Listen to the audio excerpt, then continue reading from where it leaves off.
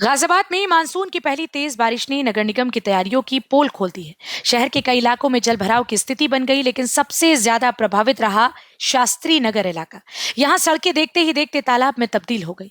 कई फीट तक पानी भर जाने से लोगों का घरों से निकलना मुश्किल हो गया। सुबह दफ्तर जाने वाले कर्मचारी, स्कूल कॉलेज के छात्र और रोजमर्रा के काम से निकलने वाले लोग घंटों तक पानी से जूझते रहे। बारिश का पानी सड़कों पर इस कदर जमा हो गया कि कई दोपहिया और चार पहिया वाहन बीच रास्ते में बंद पड़ गए। वाहन चालक पानी से भारी इन सड़कों पर अपनी गाड़ियों को धक्का लगाते नजर आए। वहीं पैदल चलने वाले लोगों को घुटनों तक भरे पानी से होकर के गुजरना पड़ा। कई जगह लोगों ने जूते चप्पल हाथ में लेकर सड़क पार की।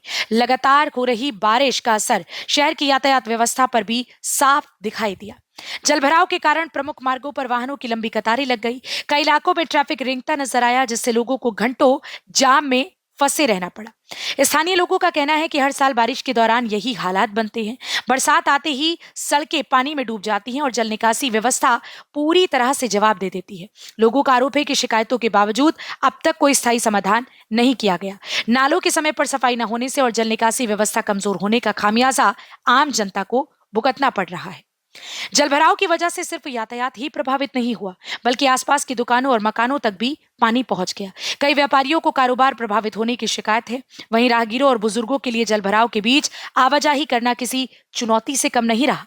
विशेषज्ञों का मानना है कि तेजी से बढ़ते शहरीकरण के बीच यदि ड्रेनेज सिस्टम को मजबूत नहीं किया गया तो हर मानसून में ऐसे हालात दोहराए जाएंगे। शहरों में बेहतर जल निकासी व्यवस्था और नियमित रखरखाव की जरूरत लगातार महसूस की जा रही है।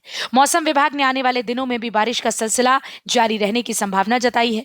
ऐसे में प्रशासन के सामने सबसे बड़ी चुनौती जलभराव वाले इलाकों में राहत कार्य तेज करना और ट्रैफिक व्यवस्था को सुचारू बनाए रखना है। साथ ही लोगों से भी अपील की जा रही है कि जलभराव वाले रास्तों से गुजरने से बचें और मौसम विभाग द्वारा जारी एडवाइजरी का पालन करें।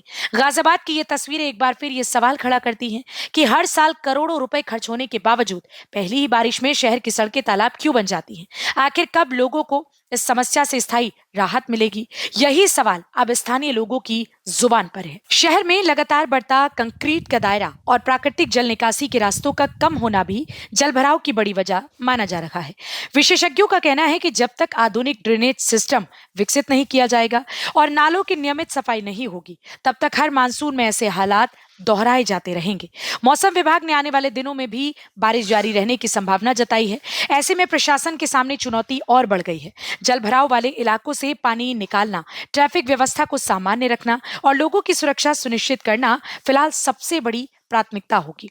गाजियाबाद की ये तस्वीरें सिर्फ बारिश का असर नहीं दिखाती, बल्कि शहर की आधारभूत व्यवस्थाओं पर भी बड़े सवाल खड़ा करती हैं। करोड़ों रुपए की विकास योजनाओं और दावों के बावजूद अगर पहली ही तेज बारिश में सड़कें तालाब बन जाएं, वाहन पानी में फंस जाएं और आम लोगों का जनजीवन अस्त व्यस्त हो जाए, तो व्यवस्था पर सवाल उठना स्वाभाविक है। अब देखना होगा कि प्रशासन इस चुनौती से कैसे निपटता है और लोगों को कब तक इस जलभराव की समस्या से स्थायी राहत मिलती है। फिलहाल बारिश ने गाजियाबाद की रफ्तार जरूर थाम दी है, लेकिन लोगों की उम्मीदें अब भी इस बात पर टिकी हैं कि आने वाले दिनों में हालात सुधरेंगे।